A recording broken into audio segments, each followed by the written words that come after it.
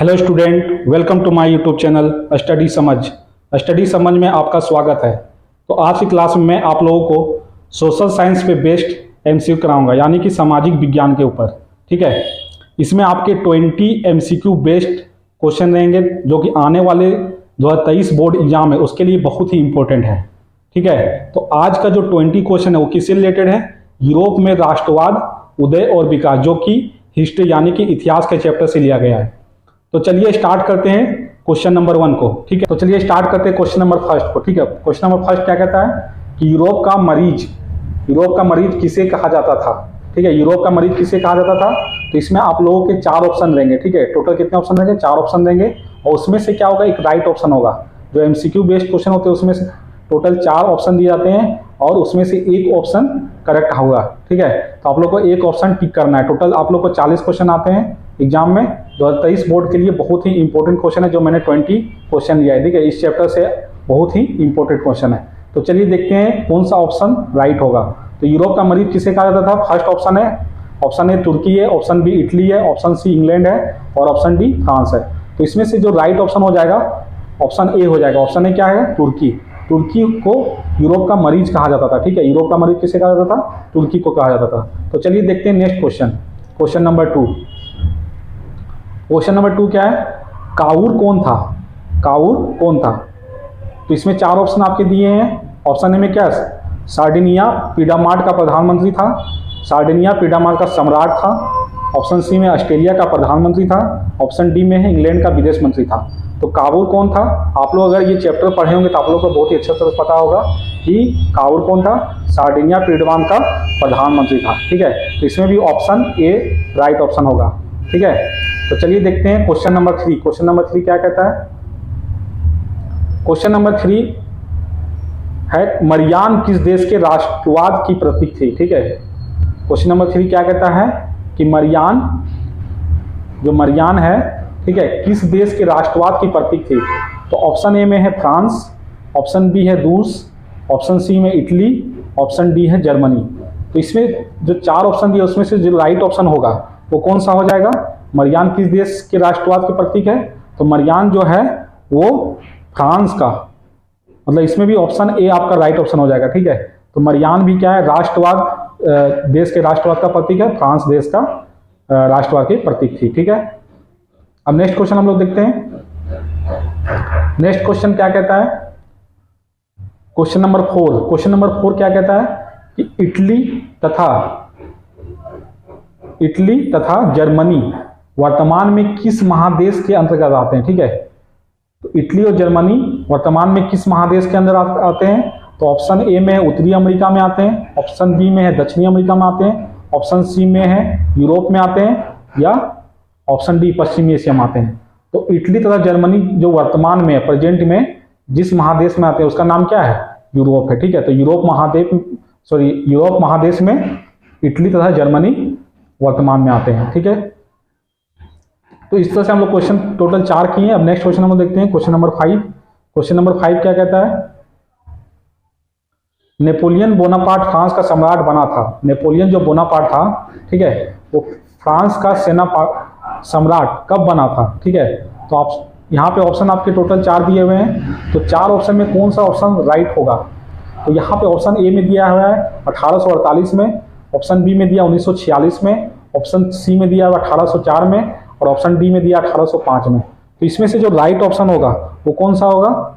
Option C आपका, सी for Chennai. 1804 ईस्वी में नेपोलियन बोनापार्ट जो था वो फ्रांस का सम्राट बना था। तो चलिए नेक्स्ट क्वेश्चन देखते हैं। नेक्स्ट क्वेश्चन क्या है? क्वेश्चन नंबर 6 कार्बोनरी क्या है? ठीक है, तो ऑप्शन से हम लोग को टिक करना है कार्बोनरी क्या है। तो ऑप्शन ए में दिया ऑस्ट्रेलिया का संगठन है, ऑप्शन बी में दिया जर्मनी में बिस्मार्क का संगठन है, सी में दिया इटली में क्रांतिकारियों का एक संगठन है या डी है उपयुक्त में से कोई नहीं। ठीक है, तो इसमें से जो राइट ऑप्शन हो जाएगा वो कौन सा हो जाएगा? ये है इटली में क्रांतिकारियों का एक संगठन था। ठीक है, कार्बोनरी क्या था? इटली में क्रांतिकारियों का एक संगठन था। तो याद रखिएगा कि कार्बोनरी क्या है? इटली में क्रांतिकारियों का एक संगठन है। नेक्स्ट हम लोग देखते हैं, नेक्स्ट क्वेश्चन नंबर 7 को देखते हैं। क्वेश्चन नंबर 7 क्या कह रहा है? क्वेश्चन नंबर 7 कह रहा है कि 1830 में, ठीक है, 1830 की क्रांति जो थी के बाद फ्रांस में किस प्रकार का शासन स्थापित हुआ, मतलब कि 1830 का जो क्रांति हुआ उसके बाद फ्रांस में किस प्रकार का शासन स्थापित हुआ। ऑप्शन ए में दिया हुआ है निरंकुश राजतंत्र हुआ, ऑप्शन बी ने दिया है संघीय शासन व्यवस्था हुआ, ऑप्शन सी में है गणराज्य हुआ, या ऑप्शन डी में है संवैधानिक राजतंत्र हुआ।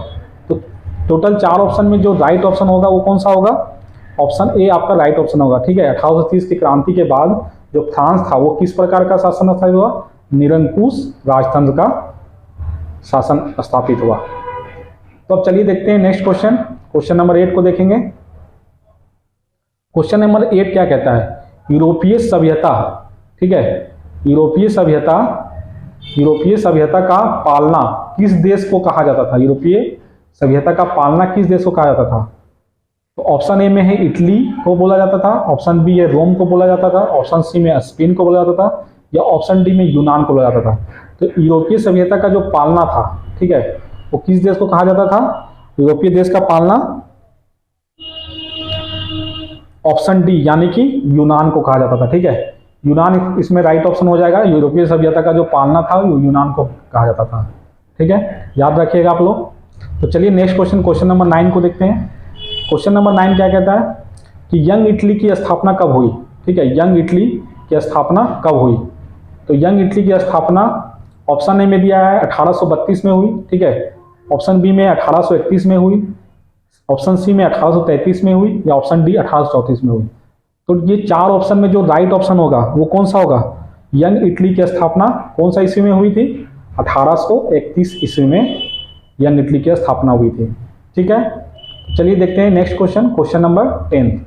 टोटल 20 क्वेश्चन में कराऊंगा, 10 क्वेश्चन हो चुका है, 9 क्वेश्चन हो चुका है और 11 क्वेश्चन बचा हुआ है।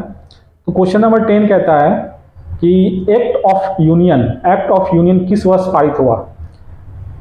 तो इसमें 4 ऑप्शन दिए हैं, ऑप्शन ए में है 1688 में, ऑप्शन बी दिया हुआ है 1707 में, ठीक है, ऑप्शन सी दिया हुआ है 1788 में, और ऑप्शन डी दिया हुआ है 1807 में।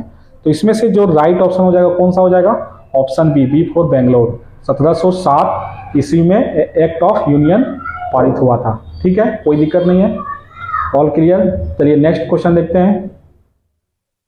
नेक्स्ट क्वेश्चन है क्वेश्चन नंबर 11। इटली के एकीकरण का मसीहा कहा जाता था। इटली का जो एकीकरण था, इटली को एक करने के लिए, ठीक है, जो इंसान था, ठीक है, वो कौन था जिसे मसीहा कहा जाता था, उसका नाम क्या था। तो इटली के एकीकरण का मसीहा कहा जाने वाला कौन था। ऑप्शन ए में नेपोलियन बोनापार्ट था, ऑप्शन बी में दिया मेजनी था, ऑप्शन सी में दिया काबूल था, या ऑप्शन डी में गेरीबाल्डी था। तो ये क्वेश्चन आप लोगों को पता ही होगा, इसका राइट ऑप्शन कौन सा हो जाएगा, ऑप्शन बी मेजनी। मेजनी जो थे वो इटली के एकीकरण का मसीहा कहा जाता था। ठीक है, तो क्वेश्चन नंबर 11 कंप्लीट हुआ। अब क्वेश्चन नंबर हम लोग 12 को देखते हैं। तो क्वेश्चन नंबर 12 क्या कहता है, क्वेश्चन नंबर 12 है यंग इटली की स्थापना किसने की थी। जो यंग इटली की स्थापना हुआ था उसकी स्थापना किसने की थी। तो यहाँ पे आपके 4 ऑप्शन दिए हैं, ऑप्शन ए में मरियान ने की थी, ऑप्शन बी में बिस्मार्क ने की थी, ऑप्शन सी जोसेफे मसीनी ने की थी, या उपयुक्त में से कोई नहीं। तो किसने की थी। ठीक है, तो इसका जो राइट ऑप्शन होगा उसमें जो होगा ऑप्शन नंबर सी, ठीक है, सी फॉर चेन्नई, जोसेफे मैत्सिनी। ठीक है, जोसेफे मैत्सिनी ने यंग इटली की स्थापना की थी। ठीक है, तो 12 क्वेश्चन मैंने आप लोगों को कराया, टोटल 12 क्वेश्चन, जो कि आप लोगों को कोई प्रॉब्लम नहीं होगा। ये आप लोग क्वेश्चन याद रखिए और इसको एमसीक्यू एक से 2 बार आप लोग कर लीजिए। ठीक है, आप लोग को ऑप्शन सही क्वेश्चन भी याद हो जाएगा। अगर इस तरह से क्वेश्चन अगर पूछा जाता है एग्जाम में तो आप लोग अच्छे से कर सकते हैं। तो चलिए इसी के आगे नेक्स्ट क्वेश्चन 13 को देखते हैं, यानी कि 13 नंबर क्वेश्चन को। तो 13 नंबर क्वेश्चन क्या कहता है, सेडाओ के युद्ध में किसकी पराजय हुई थी। ठीक है, किसकी हार हुई थी सेडाओ के युद्ध में। ठीक है, तो इसमें 4 ऑप्शन दिया हुआ है, 4 ऑप्शन में जो राइट ऑप्शन होगा कौन सा होगा, ऑप्शन ए में प्रसा की, सर्डिया की, ऑस्ट्रिया की, या नेपल्स की। तो सेडाओ के युद्ध में किसकी पराजय हुई थी।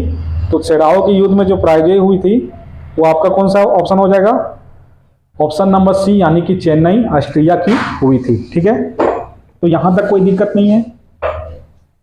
अब हम लोग देखते हैं क्वेश्चन नंबर 14। ठीक है, क्वेश्चन नंबर 14 को देखते हैं। क्वेश्चन नंबर 14 क्या कहता है, क्वेश्चन नंबर 14 है यूरोपीय राष्ट्रवाद से प्रभावित होकर किस भारतीय शासक जैकोबिन क्लब की स्थापना की थी? तो अगर आप लोग इंडियन हिस्ट्री पढ़े होंगे, ठीक है, इंडिया का, भारत का इतिहास पढ़ेंगे, तो ये आप लोगों को पता ही होगा, बहुत ही महान रूलर थे ये, ठीक है। तो इसका जो राइट ऑप्शन हो जाएगा कौन सा हो जाएगा? ऑप्शन ए में आपका है हैदर अली, ऑप्शन बी में आपका है टीपू सुल्तान, ऑप्शन सी में है सफदरजंग जंग और ऑप्शन डी में है शिवाजी। तो इसमें से जो राइट ऑप्शन हो जाएगा कौन सा हो जाएगा? जो यूरोपीय राष्ट्रवाद से प्रभावित होकर, यूरोप का जो राष्ट्रवाद था उससे प्रभावित होकर किस भारतीय शासक, कौन सा ऐसा भारतीय शासक ने जो जैकोबिन क्लब की स्थापना की थी? तो ऑप्शन राइट, चार ऑप्शन में जो राइट ऑप्शन होगा कौन सा हो जाएगा? ऑप्शन बी आपका राइट ऑप्शन होगा। ऑप्शन बी कौन सा हो जाएगा? टीपू सुल्तान, ठीक है। टीपू सुल्तान जो थे उन्होंने यूरोपीय राष्ट्रवाद से प्रभावित होकर जैकोबिन क्लब की स्थापना की थी। तो टोटल हम लोग 14 क्वेश्चन कर चुके हैं। अब हम लोग नेक्स्ट क्वेश्चन देखते हैं, क्वेश्चन नंबर 15। तो क्वेश्चन नंबर 15 क्या कहता है कि 1789 की क्रांति के समय, ठीक है, 1789 के क्रांति के समय फ्रांस का सम्राट था, जो 1789, ठीक है, क्रांति चल रहा था उस समय फ्रांस का सम्राट कौन था, ये पूछ रहा है। तो यहाँ पे आपके चार ऑप्शन दिए हैं। चार ऑप्शन में फर्स्ट ऑप्शन दिया लुईस 16 या लुईस 15 या लुईस 14, ठीक है, या लुईस 17। तो कौन इसमें, सॉरी, लुईस, ठीक है, कौन इसमें जो राइट ऑप्शन होगा वो कौन सा होगा? तो 1789 की क्रांति के समय जो फ्रांस का सम्राट था वो कौन था? ऑप्शन नंबर ए हो जाएगा आपका लुई 16। लुईस 16 आपका राइट ऑप्शन हो जाएगा। तो लुईस 16 जो है वो 1789 क्रांति के समय फ्रांस का सम्राट था। तो चलिए नेक्स्ट क्वेश्चन देखते हैं। क्वेश्चन नंबर 15 के बाद क्या है? 16 है, ठीक है। तो 16 को देखते हैं। किस युद्ध के बाद जर्मनी का एकीकरण पूरा हुआ? तो किस युद्ध के बाद जर्मनी का एकीकरण पूरा हुआ, ठीक है। तो ऑप्शन ए में आपका दिया है क्रीमिया का युद्ध, ऑप्शन बी में दिया है सेडाओ का युद्ध, ऑप्शन सी में दिया प्रसा डेनमार्क का युद्ध और ऑप्शन डी में दिया है सीडान का युद्ध। तो इसमें से जो राइट ऑप्शन हो जाएगा कौन सा हो जाएगा? इसमें जो राइट ऑप्शन हो जाएगा वो हो जाएगा ऑप्शन डी, यानी कि सीडान का युद्ध। सीडान के युद्ध के बाद जर्मनी का क्या हुआ था? एकीकरण पूरा हुआ था। ये चैप्टर आप लोग अगर पढ़ेंगे तो आप लोग इसका क्वेश्चन सही ढंग से कर सकेंगे, ठीक है। तो सबसे पहले आप लोग एक बार चैप्टर पढ़ लीजिए, ठीक है, और इसे एमसीक्यू कीजिए, आप लोग बेहतर तरीका से कर सकते हैं। तो अब देखते हैं हम लोग क्वेश्चन नंबर 17 को। क्वेश्चन नंबर 17 क्या कहता है? क्वेश्चन नंबर 17 कहता है कि फ्रांस की क्रांति का प्रमुख कारण था, फ्रांस का क्रांति का मेन जो कारण था वो क्या था, ठीक है। फ्रांस का जो क्रांति था, फ्रांस का क्रांति का प्रमुख कारण था, किस वजह से फ्रांस की क्रांति हुई थी? तो ऑप्शन ए है प्रजातंत्र शासन की वजह से, बी है निरंकुश शासन की वजह से, सी है गिरफ्तारी पत्र या डी है मन शब्दारी प्रथा की वजह से। तो इसमें जो ऑप्शन होगा क्यों होगा, क्या होगा ऑप्शन इसमें? तो इसमें जो राइट ऑप्शन होगा वो होगा option number B. Option number B आपका राइट ऑप्शन होगा कि फ्रांस की जो क्रांति का मुख्य कारण था वो क्या था? निरंकुश शासन की वजह से ही फ्रांस की क्रांति हुआ था, ठीक है। मेन कारण यही था, निरंकुश का शासन। तो चलिए नेक्स्ट क्वेश्चन, क्वेश्चन नंबर 18 को देखते हैं। क्वेश्चन नंबर 18 क्या कहता है? क्वेश्चन नंबर 18, फ्रांस की महिलाओं, ठीक है, फ्रांस की महिलाओं को मताधिकार प्राप्त हुआ, ठीक है।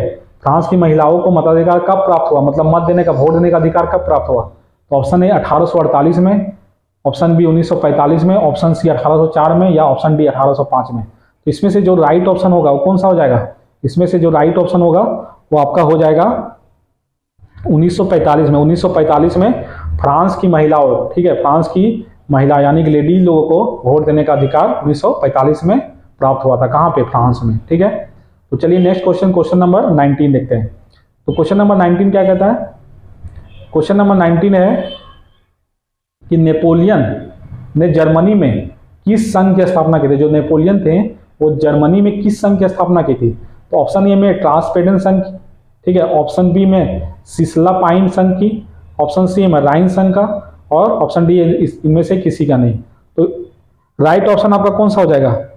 राइट ऑप्शन आपका हो जाएगा कि नेपोलियन ने जर्मनी में जो संघ की स्थापना की थी वो कौन सा संघ था? ऑप्शन नंबर सी, यानी कि चेन्नई राइन संघ, ठीक है, राइन संघ जो था उसकी स्थापना किया था किन्होंने? नेपोलियन ने। कहाँ पे? जर्मनी में, ठीक है। तो इस तरह से आप लोग याद रख सकते हैं।